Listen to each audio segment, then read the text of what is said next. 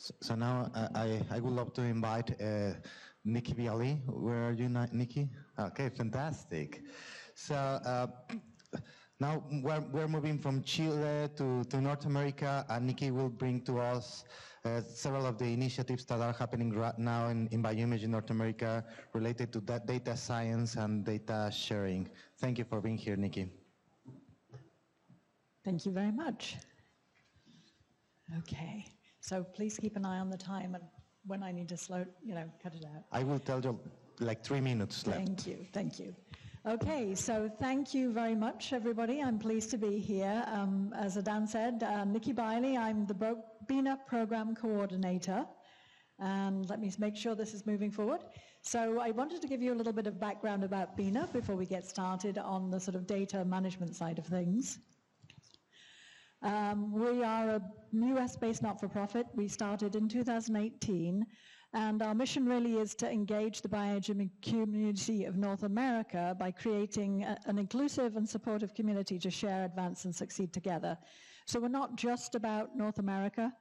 So membership of BINA is open to pretty much everybody. It's free. So if you aren't a BINA member, please join us. We really do focus on these core values of excellence and community with inclusion in the center of it all as well. And a lot of the activities that BINA undergoes and does is around standardization, advocacy, we do a fair amount of that, education, and then interaction. So I will share some examples of those activities as I present today. This just gives you an indication of how many members we are right now, who we are. We're very largely US-based at the moment. We are increasing numbers in Canada and Mexico, but it's largely representative of the populations of those countries right now. But you'll see that there's also 12% of other. So about 30 other nations make up that other percentage. And that's because we like to make sure that the activities that we're doing are actually integrating as best we can with other communities. So we encourage membership from other communities on our working groups and in our user groups.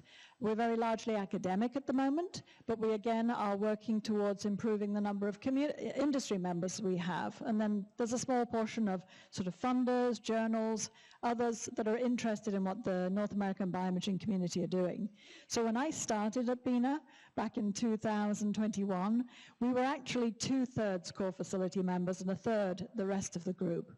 So that now is tipped. We're about 1/3 core facility members, and we are getting increasingly younger members joining, but also increasing members from our corporate community, which is a community, again, that we are sort of pretty much targeting to try and bring everybody together. So this page gives you an indication of what benefits there are to becoming a member, but hopefully you will have seen from all the activities that are going on here that being a part of a network gives you great opportunities for collaborations and meeting other people who are excited about the work that you do. So we're broken up into working groups, and these working groups actually are effective because they're working on things that they themselves are passionate about. They're all volunteers. So none of these people get paid to do the work that they do, but they're passionate about driving these programs forward in the community. And as you can see, we have 8, but today I will focus primarily on image informatics and quality control and data management, because those are the 2 working groups that really are focused on the data and the image processing that is the topic of today's talk. So as I say, the working groups activities align with the things that our community are interested in, they need, but we also try to align those with our global partners as well, so international partners that are also working in the same areas. So we engage the community largely through the same sorts of tools that LABI uses. We have a website, we have a newsletter, Twitter, Slack, YouTube, but we do most of our events online, and pretty much everything is free. So not only is it free to be a member, it's largely free to participate in a lot of our virtual events, and then when we do have in-person events, we try to offer them hybrid, so that if for some reason you can't come, you can still be a part of what's going on. So this is just an example. This is our web page, and I'm trying to highlight here some of the things that go on a monthly basis in the BINA community. And as I say, most of this happens online. We have a number of user groups. We had some great presentations earlier today about expansion microscopy. We have a user group around STED. But the user group that I wanted to point out is the AIM user group, which is this automated image management and metadata annotation group. So this group meets every other month online, and it shares success stories, it shares challenges about what our bioimaging science is struggling with the data management side of things. So I'll share a little bit more about that later. But the other group that meets regularly once a month is our speaker series. And we will be hosting a Hispanic month series where we will have 5 speakers from the Hispanic community, and thanks to Mariana, who is somewhere in the audience, who is head of our DEI working group, has pulled together a great list of speakers. This will be live interpreted Spanish-English, so the presenters will present in whichever language they feel most comfortable, and it will be interpreted to the alternate language. So please join us for that. You do have to register. And as I say, you'll find it on our website under the BINA events section. So I will talk a little bit more about this afternoon in my poster, but BINA's webpage also has a community events area. So you can go and see events that are happening around the world, and you can put your own event in there. So if you have an event that you want to elevate and have more eyes on, you can actually submit it in the LABI page, because LABI is one of the partners with Microscopy DB.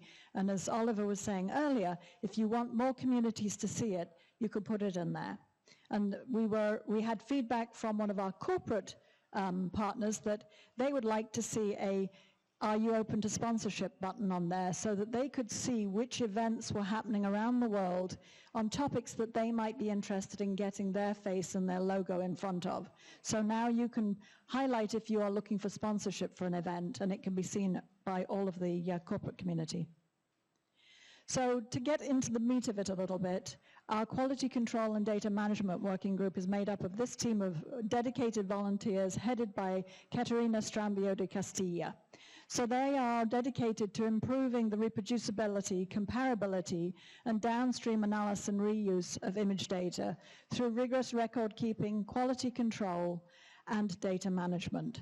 So what does this translate to? So it translates to a lot of efforts on their part to generate and share guidelines and usable tools, to facilitate the quantitative assessment and calibration of microscopes, their performance, the rigorous record keeping and image acquisition conditions and data management. And essentially all of this basically means that they are providing tools and ways for you to make people confident in the provenance of your data, so that people would be interested in sharing and reusing it at the end of the day.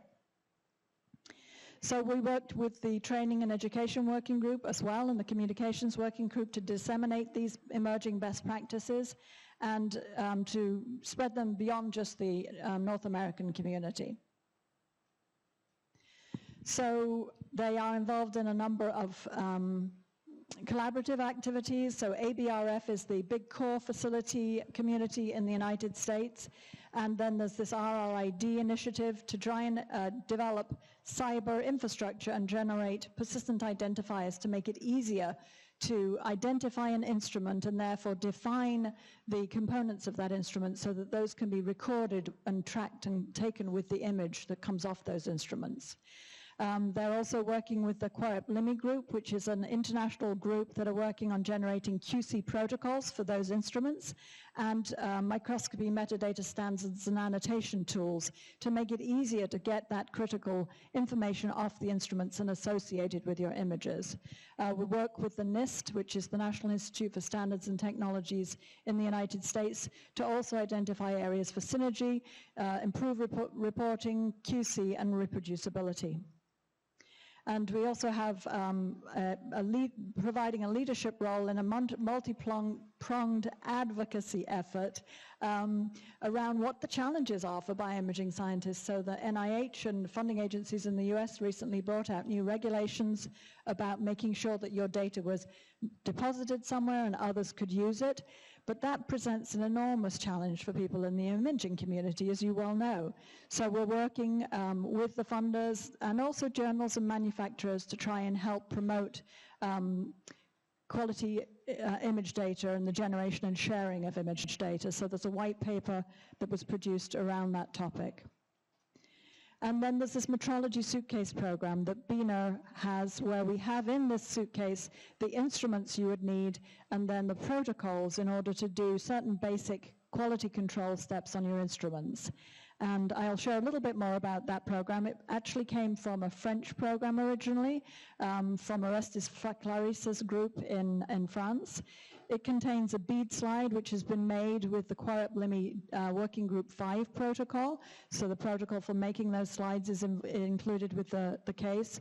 And then a power meter, a Thorlabs power meter that is capable of helping to evaluate intensity and stability. So the protocol addresses point spread function and also intensity and stability of the light source. And that information is on our website, and it points to these protocols that are in protocols.io. Again, providing the tools and the protocols to try and help with these basic QC efforts. So if people have the instruments already in their own facilities, they can simply use the protocols.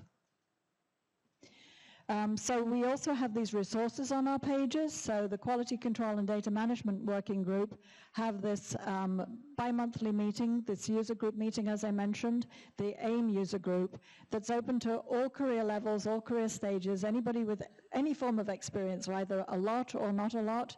They happen on Zoom, and next month, they'll kick off in September again after a little hiatus through the summer with Katie Wollstonecroft from the University of Leiden. So they have a great system that they presented at the ELMI meeting last year and again this year, and Katerina was visiting and said, you know, we really want you to present at our community. So this is open to everybody. You do need to register, however, so please take a look, and if you're interested in hearing about a success story, join us on September the 6th. So we also have this resource page to raise awareness to important developments and publications that have either come out of the working group or from some of our international partners. So you'll see at the bottom there this checklist for reporting on images and image analysis was published in Nature, and this came out of the working group 12 from Quarep-LIMI, and many of the BINA members are also members in these working groups. So the authors of this paper presented at the end of October last year to the Early Career Working Group on the paper, and it was recorded, and if anybody is interested to know a little bit more about that, you can either contact me or go to our YouTube channel, and you'll be able to find the details on the YouTube channel. It's about a 45-minute presentation on the paper explaining the best way to basically showcase your images in publications. So the other working group that's also working in this area is the Image Informatics Working Group, and this is their group led by Thomas Pengo. Again, they are interested in accelerating the dissemination and basically lowering the barriers to adoption of the best practices, tools and ideas related to aspects of the life cycle of image data. So they are interested primarily in the computational challenges related to image acquisition, visualization, and analysis and storage, and ultimately dissemination. So again, similar page for this working group on our website that highlights the resources coming out of the working group. They've made several opportunities to translate materials, and these are available if you go to our website. So currently 2 of these have been translated into Spanish. The entire guide and workbook have been translated. And Mariana, again, is very, very active in this area.